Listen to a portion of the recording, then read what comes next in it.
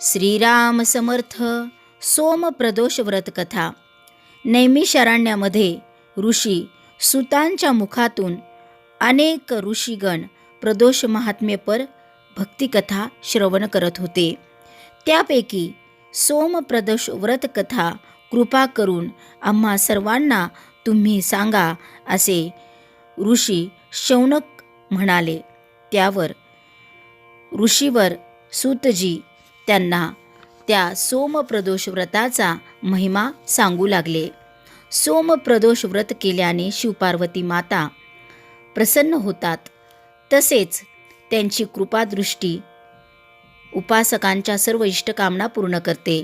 सोमप्रदोष दिनी प्रातःकाळी लवकर उठावे, स्नान करून शुचिर्भूत व्हावे, शिव पार्वतीचे ध्यान करावे, पूजा करावी, त्यांच्या प्रीत्यर्थ अर्घ्य द्यावे.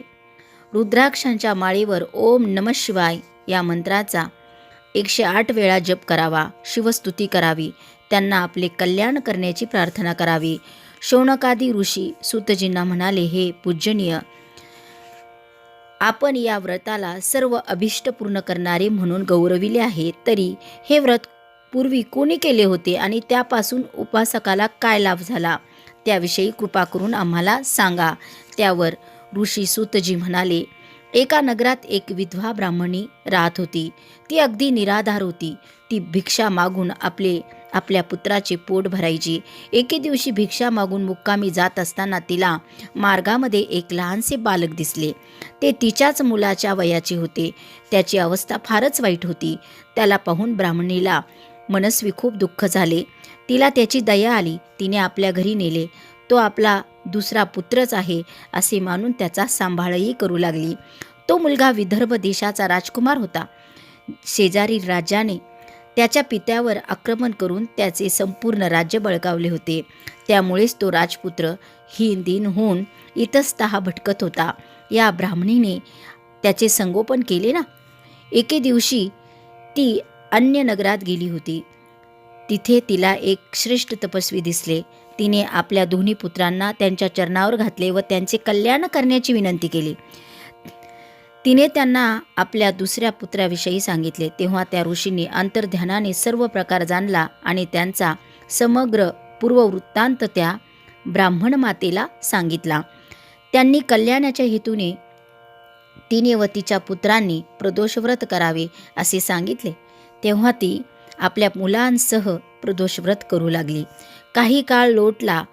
त्या ब्राह्मण मातेने तिची जी मुले होती ती मोठी झाली. एकदा ब्राह्मणपुत्र आणि तो राजकुमार खेळत खेळत वनात गेले. तिथे काही गंधर्व कन्या क्रीडेसाठी आल्या होत्या. त्यांना पाहून ब्राह्मणीचा जो दुसरा पुत्र होता तो माघारी परतला. राजपुत्र म्हणजे जो पहिला पुत्र होता तो माघारी परतला, पण राजपुत्र मात्र धैर्याने पुढे गेला. तिचा जो दुसरा पुत्र होता तो धैर्याने पुढे गेला.